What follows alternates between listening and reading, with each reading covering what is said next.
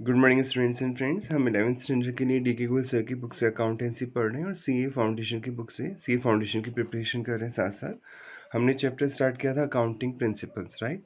तो accounting principles में हमने समझ लिया था कि अकाउंटिंग प्रिंसिपल्स की क्या ज़रूरत है, अकाउंटिंग स्टैंडर्ड्स क्या होते हैं लास्ट क्लास में। अगर आपने वीडियो नहीं देखा है तो आप देख सकते हैं। तो जो अकाउंटिंग है कुछ प्रिंसिपल्स पर बेस्ड है, कुछ कॉन्सेप्ट और कन्वेंशंस पर बेस्ड है, कुछ रूल्स होते हैं, जैसे साइंस में कुछ रूल्स होते हैं अगर आप पढ़ रहे हैं, कुछ गाइडलाइंस होते हैं ताकि सब लोग यूनिफॉर्मिटी मेंटेन करें, यानी सब लोग एक जैसे अकाउंटिंग करें। तो इसके लिए अकाउंटिंग में कुछ कॉन्सेप्ट और प्रिंसिपल्स होते हैं। कॉन्सेप्ट, प्रिंसिपल और कन्वेंशन को इंटरचेंजेबली यूज़ किया जाता है। कोई अगर आपसे पूछ रहा है what mean by accounting principle, तो आपसे कॉन्सेप्ट ही पूछ रहा है या कन्वेंशन ही पूछ रहा है, राइट। तो कॉन्सेप्ट, प्रिंसिपल्स और कन्वेंशन, ये तीन वर्ड आपस में इंटरचेंजेबल हैं, आप इन्हें इंटरचेंजेबली यूज़ कर सकते हैं। अब हम आगे बढ़ते हैं नेक्स्ट क्लास से। नेक्स्ट रीडिंग है मीनिंग ऑफ अकाउंटिंग प्रिंसिपल। क्या होते हैं accounting principles, right. Unlike in the past when accounting statement were largely needed by the proprietors, पहले क्या होता था कि केवल जो ऑनर होते थे वही अकाउंटिंग स्टेटमेंट में इंटरेस्टेड होते थे। अदर पार्टीज जैसे बैंक है, क्रेडिटर्स है, वो आपके अकाउंटिंग स्टेटमेंट्स को जानने में इंटरेस्टेड नहीं होते थे। अकाउंटिंग स्टेटमेंट अभी आप आगे पढ़ेंगे, जनरली इसमें बैलेंस शीट 11th क्लास के पॉइंट ऑफ व्यू से बैलेंस शीट और आपका प्रॉफिट एंड लॉस स्टेटमेंट इसका पार्ट होता है। पर आजकल काफ़ी लोग जो होते हैं इंटरेस्टेड होते हैं, ठीक है। एक वर्ड होता है शेयर होल्डर, आप समझ लें। अगर आप कंपनी है, किसी कंपनी में आपने शेयर ले रखे तो आपको बोला जाएगा शेयर होल्डर। एक वर्ड होता है स्टेक होल्डर, स्टेक यानी इंटरेस्ट, होल्डर। स्टेक होल्डर मतलब ऐसा कोई भी पर्सन जिसका कंपनी में इंटरेस्ट हो, यानी अगर आपकी कंपनी में कोई लॉस होता है तो वो भी अफेक्ट होगा, कोई प्रॉफिट होगा तो उसे फ़ायदा हो सकता है। शेयर होल्डर मतलब जिसका डायरेक्ट कंपनी में इंटरेस्ट है, वो तो है ही शेयर होल्डर, और जिसने कंपनी के शेयर होल्ड कर रखे हैं। शेयर होल्डर बनने के लिए आपके पास शेयर होने चाहिए उस कंपनी के, पर स्टेक होल्डर बनने के लिए जरूरी नहीं कि आपके पास शेयर हो, पर आपका इंटरेस्ट है उस कंपनी में। जैसे किसी बैंक ने लोन दे रखा है आपको, बैंक लोन ले रखा है आपने किसी कंपनी बैंक से, राइट। तो बैंक ये जानना चाहेगा कि आपकी प्रॉफिट की पोजीशन क्या चल रही है, क्योंकि अगर आप प्रॉफिट कमा रहे हैं तो लोन की इंस्टॉलमेंट आप टाइम पे दे पाएंगे, राइट। और अगर आप लॉस कमा रहे हैं तो माइट भी आप लोन का पैसा टाइम पे नहीं दे पाएंगे, जिससे बैंक सफ़र करेगा। तो बैंक को हम क्या बोलेंगे, स्टेक होल्डर। बैंक एक स्टेक होल्डर है। ऐसे सेम क्रेडिटर, क्रेडिटर मतलब जिसने उधार सामान बेचा है आपको, वो भी ये जानना चाहेगा कि आपकी बिज़नेस की क्या सिचुएशन चल रही है। अगर आप लॉस में जा रहे हैं तो आगे से उधार नहीं देगा, क्योंकि उसे डाउट होगा कि आप उसका पैसा टाइम पे रिकवर नहीं दे पाएंगे, टाइम पे नहीं दे पाएंगे उसका पैसा। तो क्रेडिटर भी क्या है कि स्टेक होल्डर है, राइट। तो पहले तो केवल ऑनर ही जानने में इंटरेस्टेड होते थे अकाउंट्स को, अब कई अदर पार्टीज़ भी हैं जो इंटरेस्टेड होती हैं अकाउंटिंग इन्फॉर्मेशन को जानने में, जो आपने स्टार्टिंग में बेसिक चैप्टर में पढ़ा था, external parties. These days, the accounting statement are needed by various parties who have vested मतलब included, जिनका होता है interest, vested interest होता है in the business, namely for example proprietors, owner, investors, creditors, government and many others. Accounting statement disclose the profitability, ये एक तो profits बताते हैं आपके, एंड सॉल्वेंसी, सॉल्वेंसी का मतलब होता है पेइंग कैपेसिटी, कि आप चुकाने में सक्षम है या नहीं, ये आपकी पेइंग कैपेसिटी दिखाते हैं of the business to various parties. It is therefore necessary, इससे ज़रूरी है that such a statement should be prepare according to some standard language, यानी एन स्टैंड सेट रूल, यानी सब लोग एक जैसे ही रूल्स के तौर पे प्रिपेयर करें, तभी तो ये पॉसिबल हो पाएगा। आपने किसी बैंक ने टाटा को भी लोन दे रखा है और रिलायंस कंपनी को भी लोन दे रखा है। अब टाटा अलग तरीके से बना रही है अपने स्टेटमेंट, रिलायंस अलग तरीके से बना रही है, तो फिर बैंक को समझ नहीं आएगा कि कौन सा स्टेटमेंट सही है कौन सा गलत। तो ये स्टैंडर्ड से ऐड करते हैं प्रिंसिपल कॉन्सेप्ट कि सब लोगों को इसी तरीके से अकाउंटिंग करनी है, ताकि यूनिफॉर्मिटी मेंटेन रहे और ट्रांसपेरेंसी बनी रहे, कोई गड़बड़ी ना हो। These rules are usually called generally accepted accounting principle, इन्हें गैप बोलते हैं, जो पूरे वर्ल्ड में जनरली फॉलो हो रहे हैं अकाउंटिंग में, generally accepted accounting principles. These principles have been generally accepted by accountant all over the world as general guideline for preparing the accounting statement. ये पूरी दुनिया में एक्सेप्ट किए जाते हैं अकाउंटिंग स्टेटमेंट को बनाते समय। These principles have developed over a course of period from usage. अभी बने कैसे प्रिंसिपल और सिद्धांत, डेवलप हुए during the period, you from usage, usage मतलब रीति रिवाज देखे गए कंट्री में, रीज़न इनके लॉजिक ढूंढे गए, कॉमन एक्सपीरियंस हैं, हिस्टोरिकल प्रेसिडेंट है पास्ट पे, statement of individuals, professional bodies and regulation of government agency, यानी सब ने इसमें अपना कंट्रीब्यूशन किया है, चाहे कोई इंडिविजुअल हो, कोई ऑथर हो, कोई प्रोफेशनल बॉडी हो जैसे आईसीआई इंडिया में, कोई गवर्नमेंट एजेंसी हो जैसे एनएफआर है, तो सब ने अपना अपना कंट्रीब्यूशन देके इन अकाउंटिंग स्टैंडर्ड को डेवलप किया है वर्ल्ड लेवल पर। Nature of characteristic features of accounting principle, यानी अकाउंटिंग प्रिंसिपल्स के फीचर्स बता रखे हैं क्या होते हैं अकाउंटिंग स्टैंडर्ड ढंग से। Accounting principle are uniform set of rule, uniform मतलब इक्वल सेट ऑफ रूल है, यानी सब लोग एक जैसी अकाउंटिंग करेंगे, इसे ही रूल्स बनाए जाते हैं।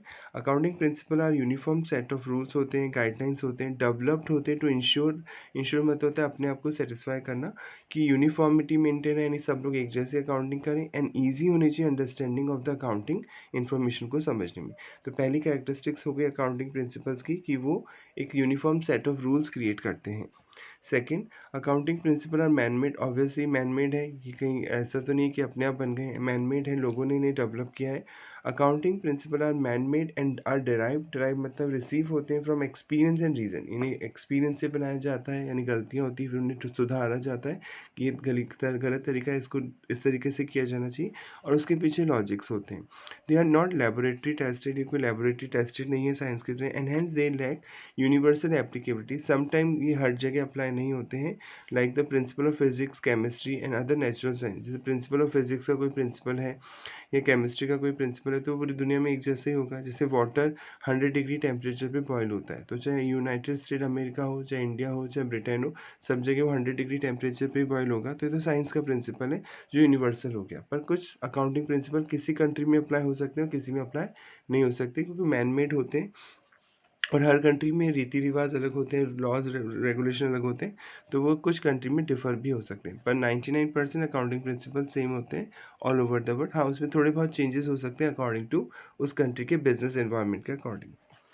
अकाउंटिंग प्रिंसिपल आर फ्लेक्सिबल होते हैं, यानी अगर उनमें कोई चेंज करने की नीड है तो वो चेंज हो सकते हैं। Accounting principle are not rigid मतलब फिक्स नहीं होते, बट फ्लेक्सिबल होते हैं, यानी चेंज कर सकते हैं। They are bound to change with the passage of time, यानी टाइम्स के अकॉर्डिंग टाइम बीतता जाता है तो चेंज हो जाते हैं in response to the changes in the business practice, क्योंकि बिजनेस करने का तरीका बदल गया, जैसे AI आ गया एंड आर्टिफिशियल इंटेलिजेंस, तो बिजनेस को वो अफेक्ट कर रहा है, तो कुछ अकाउंटिंग स्टैंडर्ड चेंज होंगे। गवर्नमेंट पॉलिसीज बदल गई, या need of the user of the accounting information, या अकाउंटिंग इन्फॉर्मेशन के जो यूज़र हैं उनकी नीड बदल गई, तो आप अपने अकाउंटिंग स्टैंडर्ड को चेंज कर सकते हैं।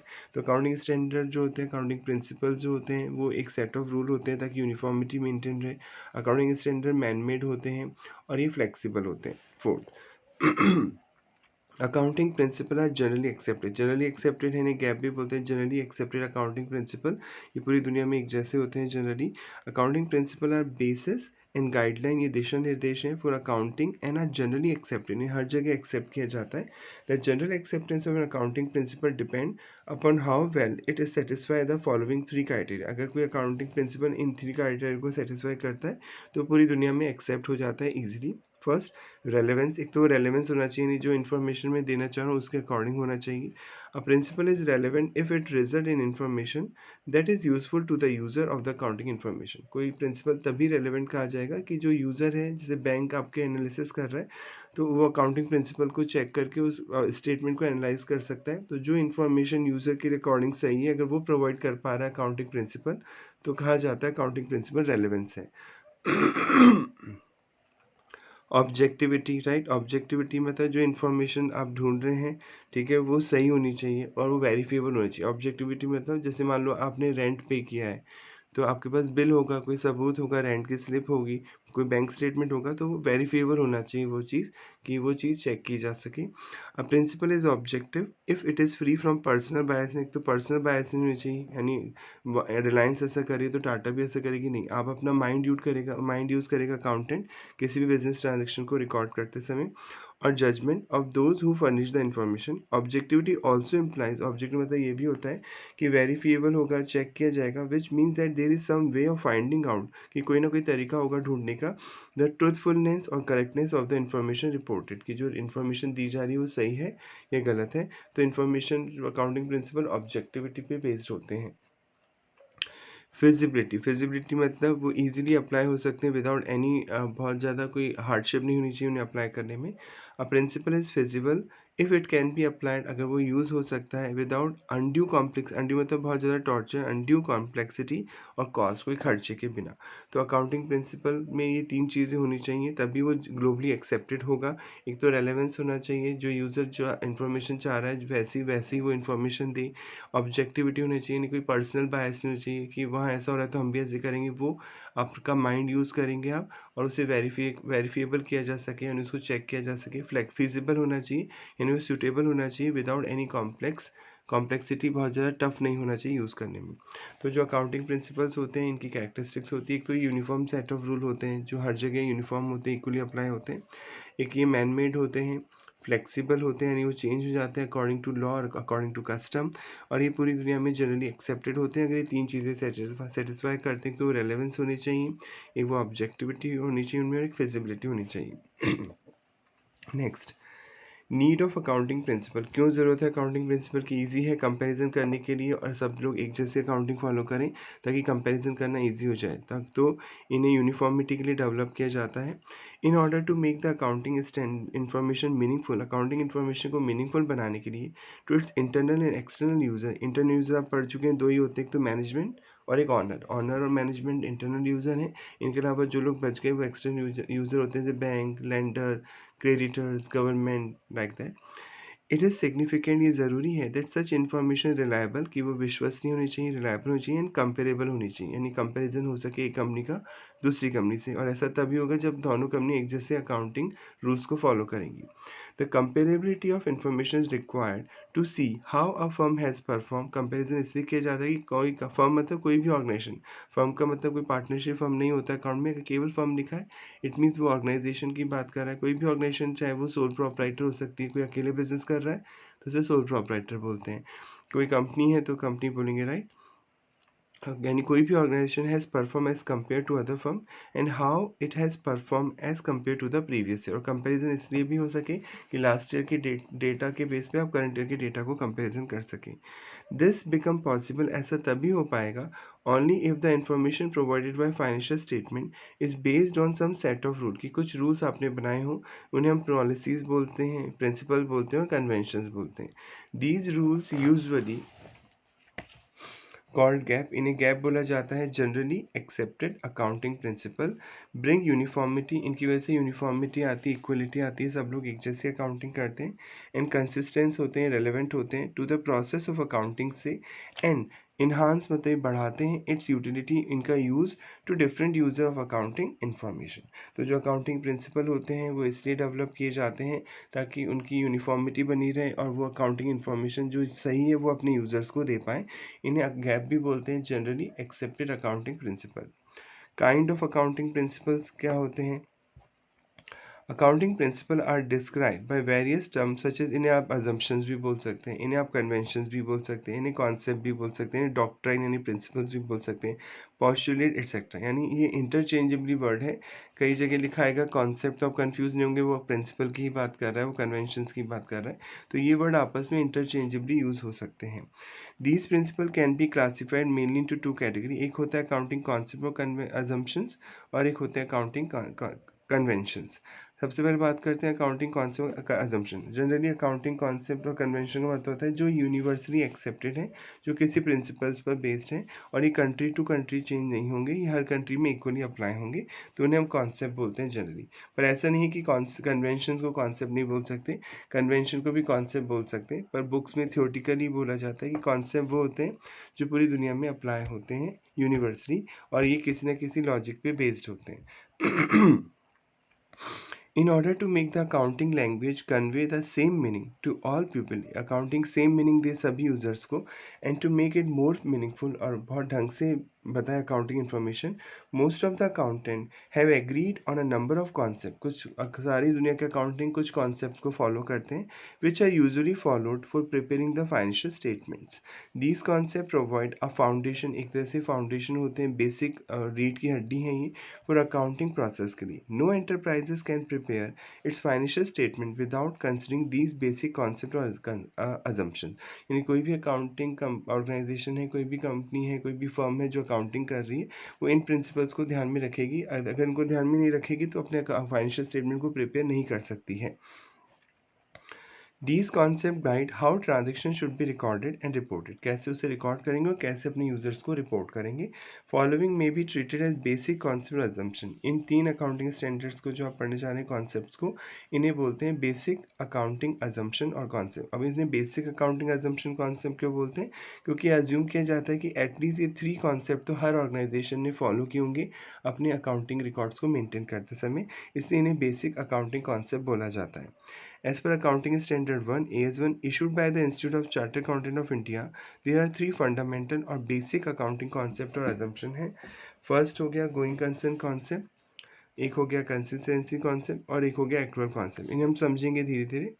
Fundamental accounting concept and assumption are the assumption, ये वो अजम्पशंस होती हैं which are presume to have been followed, या प्रेज्यूम मतलब ये अज्यूम किया जाएगा, हमेशा डीम टू भी अज्यूम होगा, माना जाएगा कि इन्हें फॉलो किया गया in preparing the financial statement को बनाते समय। और कुछ अदर अकाउंटिंग अजम्पशंस हैं, इन्हें फॉलो किया ही जाता है। यानी ये सारे अकाउंटिंग अजम्पशन 3 और ये एक्स्ट्रा टोटल 11 है, ये डीम टू भी एज्यूम होगा कि इन्हें फॉलो किया गया अकाउंटिंग स्टैंडर्ड बनाते समय।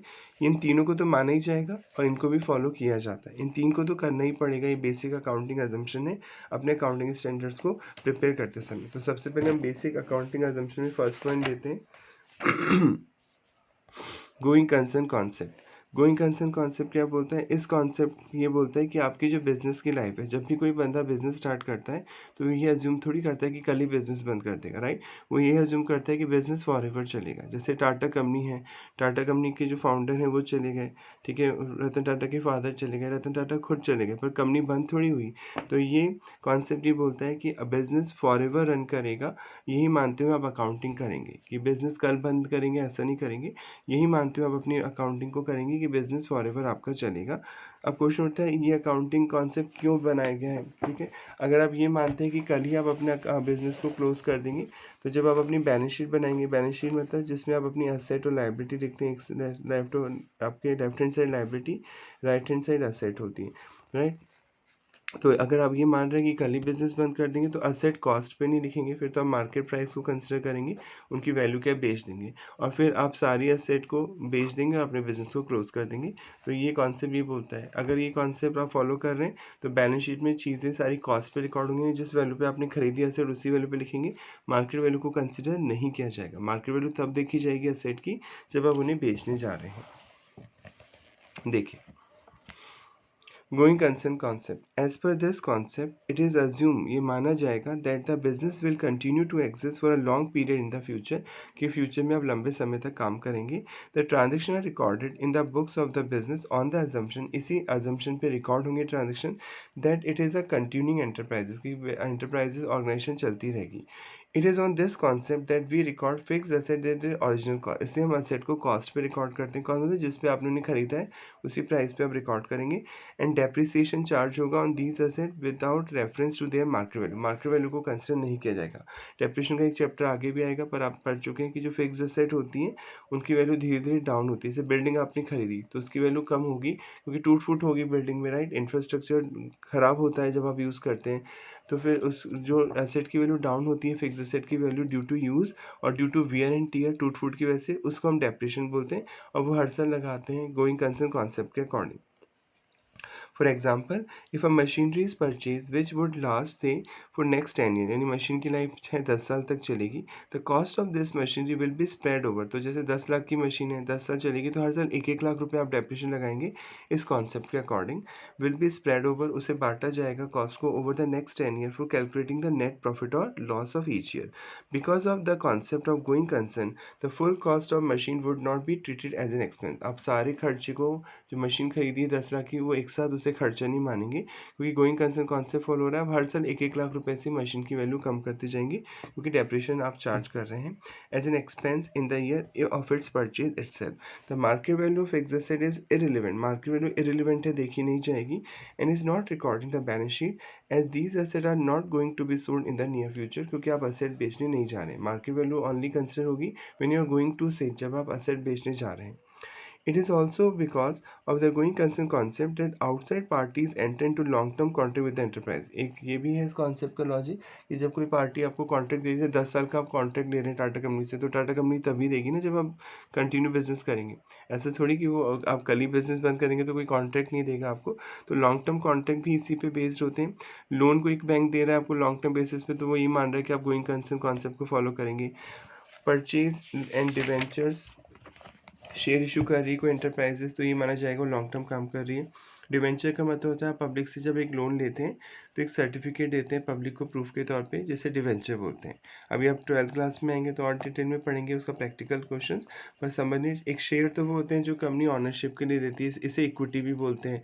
जैसे आप शार्क टैंक कभी देखते हैं तो उसमें पूछते हैं ना, आप 2% देंगे इक्विटी, 5% देंगे। शेयर अगर आपने दे दिए किसी को, जैसे आपने किसी को 5% शेयर दे दिए अपनी कंपनी के, तो उसका कंपनी में 5% हिस्सा हो गया, यानी प्रॉफिट में 5% हिस्से का हकदार हो गया। पर अगर आप किसी से लोन ले रहे हैं, कंपनी के पास राइट होता है, मतलब एक तरह से ऑप्शन होता है कि वो बैंक से भी लोन ले सकती है और पब्लिक से भी लोन ले सकती है। तो कोई पब्लिक कंपनी है तो पब्लिक से जब लोन ले रही है तो उस पर इंटरेस्ट देगी और एक सर्टिफिकेट देगी आपको एक्सेप्टेंस के तौर पर कि हमने आपसे लोन लिया है, तो उसे डिवेंचर बोलते हैं सर्टिफिकेट को, और एक टाइम बाद वो आपका पैसा चुका देती है। Another example of this concept is that prepaid expenses आपको एडवांस में दे देते हैं खर्चा, जिसे प्रीपेड एक्सपेंसेस बोलते हैं, which have no realisable value are shown as asset. अब उसकी रियलाइजेबल वैल्यू तो है नहीं। जैसे अगले साल का इंश्योरेंस प्रीमियम मैंने अभी दे दिया बैंक इंश्योरेंस कंपनी को, तो वो पैसा तो नहीं मिलेगा, पर वो असेट के तौर पर रिकॉर्ड होगा बैलेंस शीट में। क्योंकि असेट का मतलब क्या होता है, any valuable resources which provide future economic benefit. Economic means monetary, जिसका बेनिफिट आपको फ्यूचर मिलेगा। तो भले आपने इंश्योरेंस प्रीमियम अभी दे दिया, पर फ़ायदा तो नेक्स्ट ईयर मिलेगा, तो उसे अब इस साल तो असेट के तौर पे दिखाया जाएगा, because the benefit of such expensive will be receive in future. Also without this concept the classification of current asset and fix asset and short term and long term liability can not be made. जब balance sheet बनाते हैं तो अपन show करते हैं कि ये short term asset है, ये विद इन 12 मंथ्स कैश में कन्वर्ट होगी, ये लॉन्ग टर्म असेट है। तो वो क्लासिफिकेशन इसलिए किया जाता है क्योंकि आप ये मान रहे हैं आपका बिजनेस लंबे समय तक चलेगा। अगर आप ये मान रहे हैं कि कल ही बंद हो जाएगा तो क्लासिफिकेशन करने की ज़रूरत ही नहीं है, and such classification would be difficult to justify, right. अगर आप ये मान रहे हैं कि कल ही बिजनेस बंद कर रहे हैं तो क्लासिफिकेशन को जस्टिफाई करना बेवकूफ़ी होगी, यानी उसे जस्टिफाई नहीं किया जाएगा। तो I hope going concern concept आपको समझ में आ गया होगा। अब इसी कॉन्सेप्ट को हम सी फाउंडेशन की बुक से पढ़ लेते हैं, उन्होंने कौन सी लैंग्वेज में समझाया देखते हैं।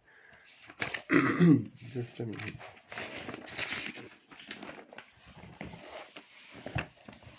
सी फाउंडेशन में ये ICAI का स्टडी मटेरियल है, पेज नंबर है 1.4, ठीक है। इसमें गोइंग कंसर्न कॉन्सेप्ट को समझा रखा है कॉन्सेप्ट वाले चैप्टर में, तो इसे भी रीड कर लेते हैं। Going concern concept, the financial statement are normally prepared on the assumption, इस आधार पर प्रिपेयर किए जाते हैं that an enterprises are going concern, कि वो एंटरप्राइजेज अनंत काल तक चलती रहेगी, उसका कोई अंत नहीं होगा, and will continue operation for all foreseeable future. अनंत काल तक मतलब कोई फिक्स लाइफ नहीं है बिजनेस की, हज़ारों साल बिजनेस चलेगा। Hence therefore it is assume that, ये माना जाता है the enterprises has neither the intention, मतलब उसकी कोई इच्छा नहीं है, nor the need to liquidate. Liquidate मतलब बंद करना, किसी ऑर्गेनाइजेशन को बंद करते हैं तो उसे लॉ की लैंग्वेज में लिक्विडेट बोल रहे हैं कि वो ऑर्गेनाइजेशन लिक्विडेट हो रही है, बंद हो रही है। और cartel materiality the scale of its operation, और वो कर्टेल मटेरियल मतलब अपने ऑपरेशन को घटाएगी नहीं बल्कि बढ़ाएगी। का मतलब मटेरियलिटी मतलब सिग्निफिकेंट, स्केल मतलब एक बेस, कि वो आपको ये काम कर रही है तो उसे बढ़ाती जाएगी, क्योंकि वो गोइंग कंसर्न कॉन्सेप्ट है। जैसे आप 10,000 यूनिट्स बना रहे हैं तो आपका मोटिव होगा अगले साल 15,000 फिर 20,000 ऐसे, राइट, कम थोड़ी करेंगे। इफ़ सच एन इंटेंशन और नीड एग्जिस्ट, अगर मान लीजिए आप ये कह रहे हैं कि आप इस तरह से गोइंग कंसर्न बेसिस पे अपने काम को करेंगे, the financial statement may have to be prepare on a different basis, तो डिफरेंट तरीके से तैयार होंगे, and if so the basis use need to be disclose. फिर आपको बताना होगा कि अगर आप बिजनेस बंद करना चाह रहे हैं तो आपने कौन सा बेस यूज़ किया अपनी फाइनेंशियल स्टेटमेंट को प्रेजेंट करने में। The valuation of asset of a business entity is dependent on the assumption, जो असेट का वैल्यूएशन होता है वो इसी कॉन्सेप्ट पे बेस्ड होता है। अगर आप ये मान रहे हैं कि आपका बिजनेस लॉन्ग टर्म चलेगा तो असेट कॉस्ट प्राइस पे दिखाएंगे, कॉस्ट पे मतलब जिस वैल्यू पे आपने खरीदा उसी पे रिकॉर्ड करेंगे। अगर आप ये मान रहे हैं कि हम तो कल ही बिजनेस बंद कर देंगे तो हम मार्केट वैल्यू को कंसिडर करेंगे। Traditionally accountant follow historical cost in majority of the case. Historical cost मतलब आपने जिस वैल्यू पे खरीदा असेट को उसी वैल्यू पे आप रिकॉर्ड करेंगे। Suppose Mr. X purchased a machine for his business paying 5 lakh out of rupees 7 lakh invested by him. यानी 7 लाख इन्वेस्ट किया ऑनर ने, तो इसे कैपिटल बोलते हैं. पढ़ चुके ऑनर जो पैसा लगाता है उसे कैपिटल बोलते हैं. 7 लाख में से 5 लाख की उसने मशीनरी ले ली. ठीक है. He also paid transport expenses and installation charges amounting rupees 70,000. 70,000 machine को लाने में और लगाने का खर्चा हो गया. तो वैसे अब आगे पढ़ेंगे, एक चैप्टर आएगा कैपिटल एक्सपेंडिचर, पर अभी समझ लें दो तरह के एक्सपेंसेस होते हैं. वैसे आप पढ़ चुके हैं, पर एक शब्द दोबारा समझ लें. एक्सपेंसेस इन अकाउंट्स, एक होता है कैपिटल एक्सपेंडिचर और एक होता है रेवेन्यू एक्सपेंडिचर. एक्सपेंडिचर या एक्सपेंसेस. कैपिटल एक्सपेंडिचर वो होते हैं जो लॉन्ग टर्म बेनिफिट देते हैं, जो मोर देन 1 ईयर का बेनिफिट देते हैं, उन्हें आप कैपिटल एक्सपेंडिचर बोलते हैं. जैसे कोई मशीनरी खरीदी और वो 10 साल है उसकी लाइफ, तो वो 10 साल तक चलेगी, तो मशीन खरीदने पे 10 लाख का खर्चा हुआ, तो ये कैपिटल एक्सपेंडिचर है. और capital expenditure profit and loss निकालने के लिए कैलकुलेट नहीं होते, यानी ये सेल में से डिडक्ट नहीं होंगे. सेल में से अपन एक्सपेंस घटाएंगे तभी तो प्रॉफिट आएगा, right.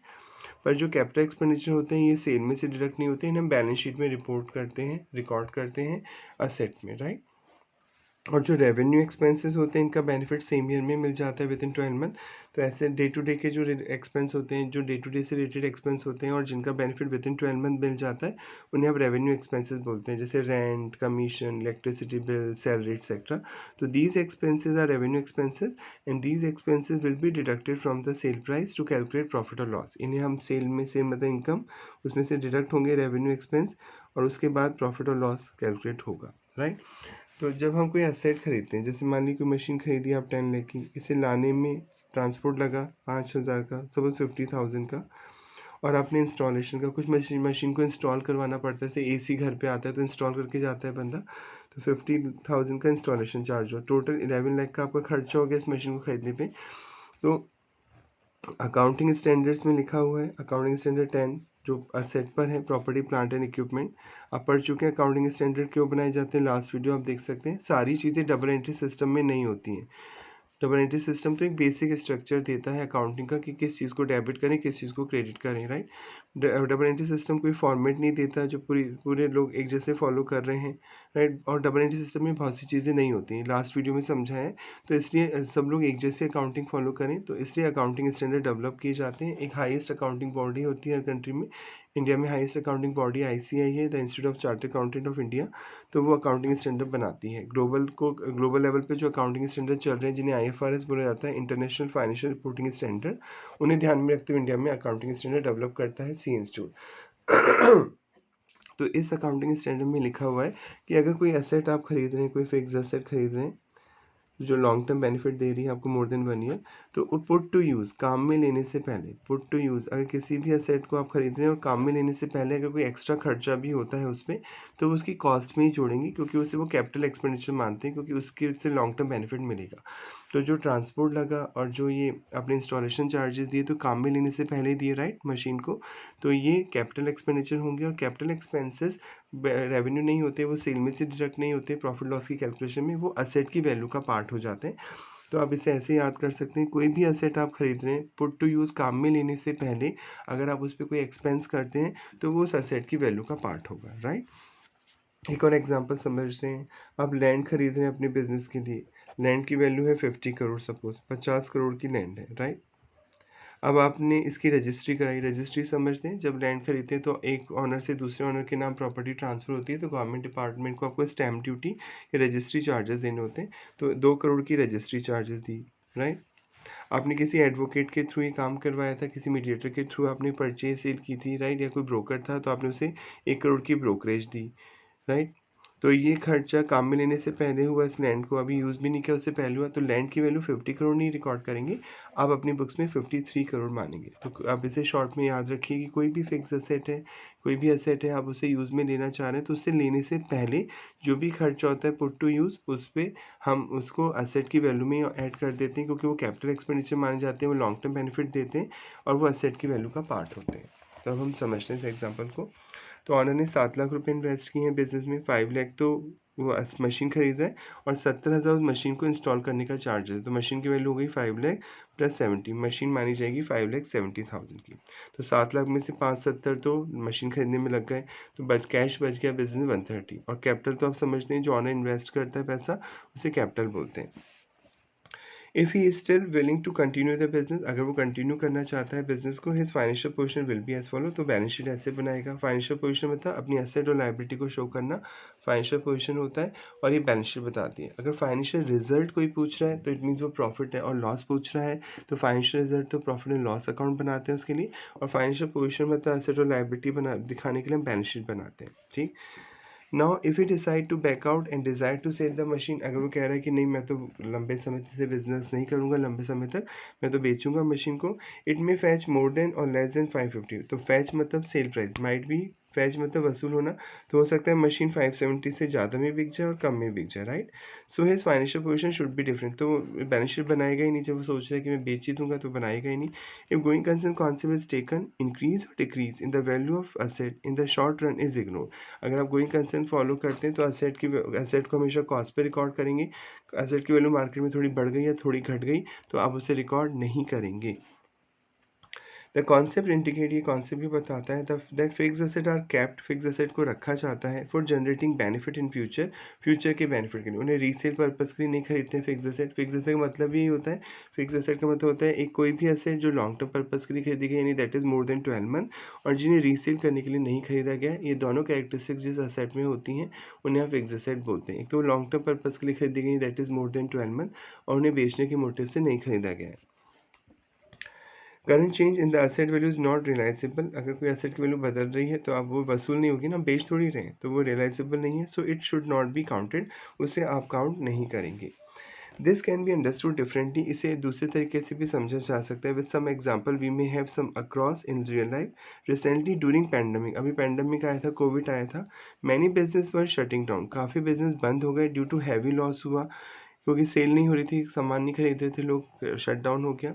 If the financial statement of these entity does not reveal the fact of winding up due to losses, it will mislead the stakeholder. तो जो फाइनेंशियल स्टेटमेंट है वो बताएंगे अपने ऑनर को कि भैया हमें इतना लॉस हुआ पैंडेमिक की वजह से, right.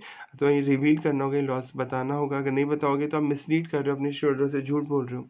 And a sudden news of the business shutting down would be setback to those stakeholder. और एकदम अचानक न्यूज़ आती है कि नहीं हम तो बिजनेस बंद करेंगे, काफ़ी लॉसेज हो रहे हैं कई साल से, तो एक शॉक हो जाएगा शेयर होल्डर के लिए। तो जब भी कोई लॉस हो रहा है तो आप प्रॉपर्ली अपने स्टेक होल्डर ऑनर को बताएंगे। Therefore entities need to assess, calculate करेंगी at the time of preparation financial statement, कि कब वो अपने फाइनेंशियल स्टेटमेंट को बनाएंगी, whether they are likely to continue to operate their business, क्या वो अपने बिजनेस को कंटिन्यू करने जा रही हैं। If the going concern assumption is under question, अगर गोइंग कंसर्न को अजम्पशन पे आप क्वेश्चन उठाते हैं, मतलब डाउट लगता है, the same information should be communicated to stakeholder. तो आपको अपने स्टेक होल्डर को बताना चाहिए कि हम माइट भी हम फ्यूचर में इस बिजनेस को बंद करने जा रहे हैं, क्योंकि आप अंडर क्वेश्चन, आप खुद ही कंफ्यूज हैं कि आप ये बिजनेस कंटिन्यू करेंगे या नहीं करेंगे। तो आई होप आपको समझ में आ रहा होगा। हम 11th की बुक भी साथ साथ पढ़ेंगे, 12th की बुक भी साथ साथ पढ़ेंगे, और सीए फाउंडेशन की बुक भी साथ साथ पढ़ेंगे, ताकि आपकी सीए फाउंडेशन और सीएमए फाउंडेशन की प्रिपरेशन चलती रहे। फिर भी अगर आपको कोई डाउट है तो आप कमेंट करके पूछ सकते हैं। नेक्स्ट क्लास में मिलेंगे। Thank you so much.